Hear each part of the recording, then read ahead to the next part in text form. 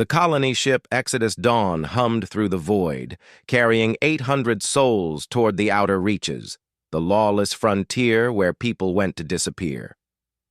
Roma sat in the observation deck, watching Earth shrink to a pale blue dot, then nothing. His hands didn't shake anymore. That was progress, or so the military psych evaluators claimed before they discharged him. 3 years since the Kryn incursion. 3 years since he'd given the order that saved 2 million civilians and killed everyone in his battalion. The medals felt like chains, the commendations like epitaphs. "Running never works," a voice said behind him. Roma didn't turn. "Not running, relocating." Semantics. The woman moved into his peripheral vision. Tall, lean, with a scar that split her face from temple to jaw, courtesy of Kryn plasma fire. Anna Volkov. He knew her reputation. Everyone did. The Huntress of New Kiev, the woman who'd tracked down 17 war criminals who'd collaborated with the Kryn during the occupation. His stomach dropped. "I'm not a collaborator," Roma said quietly. Anna settled into the seat beside him, her movements precise, predatory. "No. Your commander, Roma Castellan, hero of the siege of New Geneva, the man who called an orbital strike on his own position. Then you know I'm not who you're looking for." "Wrong." Anna's eyes, one brown, one cybernetic silver, fixed on him. "I'm exactly where I need to be." Roma finally met her gaze. "I was cleared. Court-martial found—" "I don't care what the court-martial found." Anna leaned back, her scarred face impassive.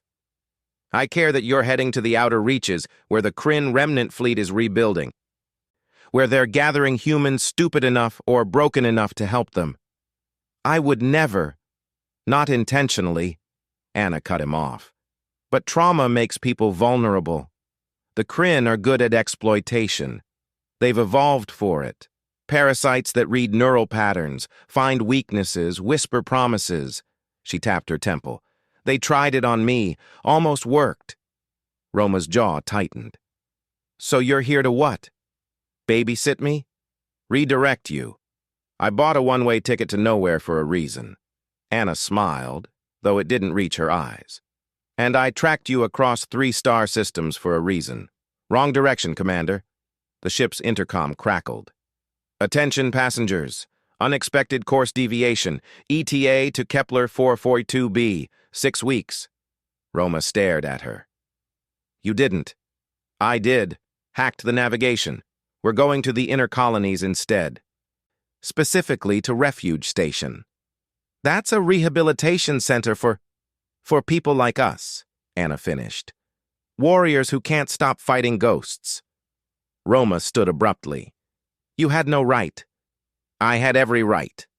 Anna rose with him, and despite his size advantage, Roma felt like prey.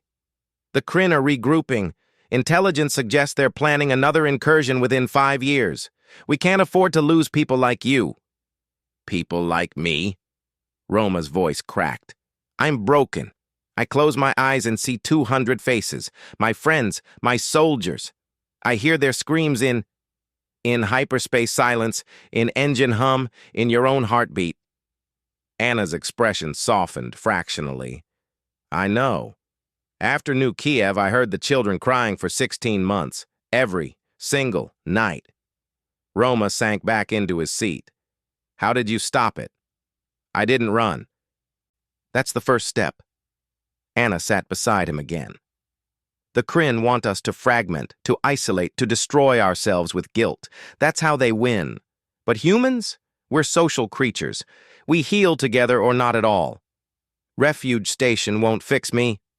"No," Anna agreed, "but it'll give you tools. Community. Purpose." She pulled out a data chip. "This is what I've been investigating. Kryn infiltration networks, sleeper cells. They're using broken soldiers, targeting people with your exact profile, PTSD, survivor's guilt, isolation." Roma took the chip, turning it over in his fingers. "Why me?" "Because you made the hardest choice and lived with it." That takes strength the Kryn can't understand. Anna's cybernetic eye whirred, focusing. They're hive-minded. Individual sacrifice for collective survival is foreign to them. That's why they lost. That's why they'll always lose. Because humans like you exist. I killed my own people. You saved 2 million others. Anna's voice hardened. The Kryn would have killed everyone. You know this. The tactical analysis was clear. So why are you punishing yourself? Roma was silent for a long moment. Outside, stars streaked past in relativistic blur. Because someone has to. Wrong again. Anna stood. Someone has to remember. Someone has to carry the weight so those 2 million can live lighter. But carrying weight doesn't mean drowning in it. She moved toward the exit, paused. Refuge Station has support groups, therapists who've worked with combat survivors, and they need tactical instructors, people who can train the next generation to fight smart, not just hard. You're offering me a job? I'm offering you a direction, the right one. Anna's smile was genuine this time. The Kryn are coming back, Roma. We need every soldier who understands what they cost us. But we need those soldiers whole, functional, and ready to teach others how to win without sacrificing everything. Roma looked at the data chip, then at Earth's distant star. 6 weeks to Refuge Station? 6 weeks. Then you decide, keep running to nowhere or stand with us. Either way, you're not going where the Kryn can use you. After Anna left, Roma sat in the observation deck for hours, watching the infinite dark. For the first time in 3 years, the faces in his mind seemed less like accusers and more like witnesses. People he'd failed, but also people who would want him to keep fighting. The data chip felt warm in his palm. 6 weeks. Maybe long enough to remember why he'd become a soldier in the first place. Maybe long enough to become one again.